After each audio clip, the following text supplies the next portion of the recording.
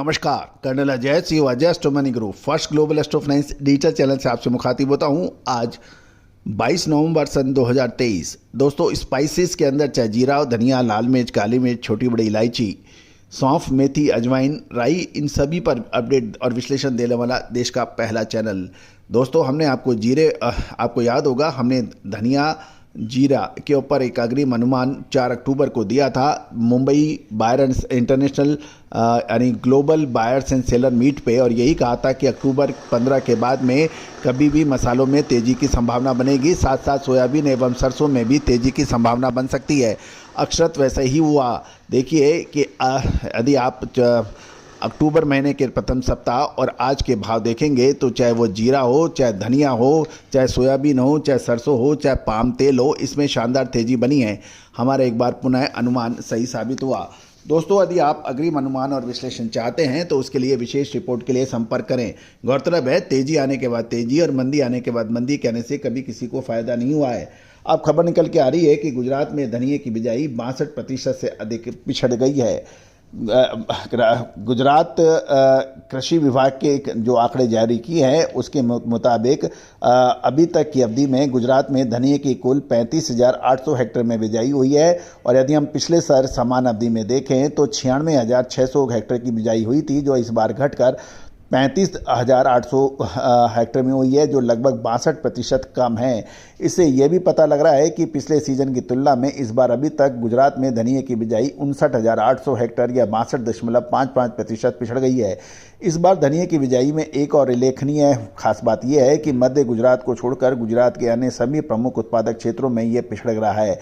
फिलहाल नवीनतम आंकड़ों में गुजरात कृषि विभाग के अनुसार धनिया के सबसे बड़े गुजरात के उत्पादक क्षेत्र सौराष्ट्र में वर्तमान सीजन में अभी तक की अवधि में 35,200 हेक्टेयर में धनिया बोया गया है, और एक वर्ष पूर्व की समीक्षागत अवधि में इस क्षेत्र में 94,800 हेक्टेयर की बिजाई हो चुकी थी।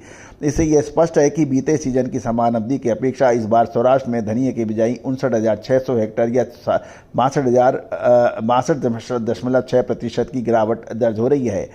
कच्छ में इस बार अभी तक की अवधि में मात्र 400 हेक्टेयर में धनिये की बिजाई हुई है, और साथ साथ ये भी पता चल रहा है कि एक वर्ष पूर्व की अवधि में की तुलना में इस बार कच्छ में भी 100 हेक्टेयर में कम बिजाई है, जो लगभग 20% है। उत्तरी गुजरात की देखें तो इस समय धनिये की बिजाई का अभी शुरुआत ही नहीं हुई है, और बीते सीजन की समान अवधि में इसमें प्रमुख किराना जींस की 100 हेक्टेयर में बिजाई हुई थी। और यदि हम दूसरे शब्दों में देखें तो इस बार उत्तरी गुजरात की धनिये में लगभग पूरी ही पिछड़ गया है।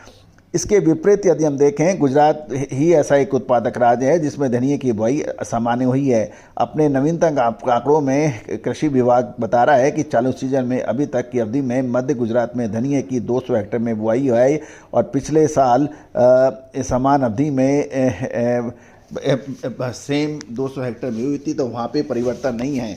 लेकिन कुल मिला के 62% से अधिक गुजरात में धनिये की बिजाई कम होने से धनिये के भावों में प्रभाव पड़ रहा है। दोस्तों, इसका पूर्व अनुमान आकलन हमने आपको global buyer seller meet Mumbai में आपको दिया था, और यही कहा था कि नवंबर महीने में यानी अक्टूबर 15 के बाद में मसालों के अंदर तेज़ी की संभावना बन सकती है। और अतः मुझे लगता है कि अब आने वाले समय में एक मसालों में एक निर्णायक मोड़ आ सकता है। धनिया और जीरे के अंदर भी नीचे के स्तर से काफ़ी शानदार रिकवरी हुई है। दोस्तों, ये जो महत्वपूर्ण हमारा जो संबोधन था ग्लोबल बायर सेलर मीट में, उसके लिंक पूरा शो देखने के लिए आप हमें ग्लोबल बायर सेलर मीट का लिखकर आप हमें व्हाट्सएप पे मैसेज भेजें, हम आपको वो शो भेजेंगे। All the very best, good luck, happy trading.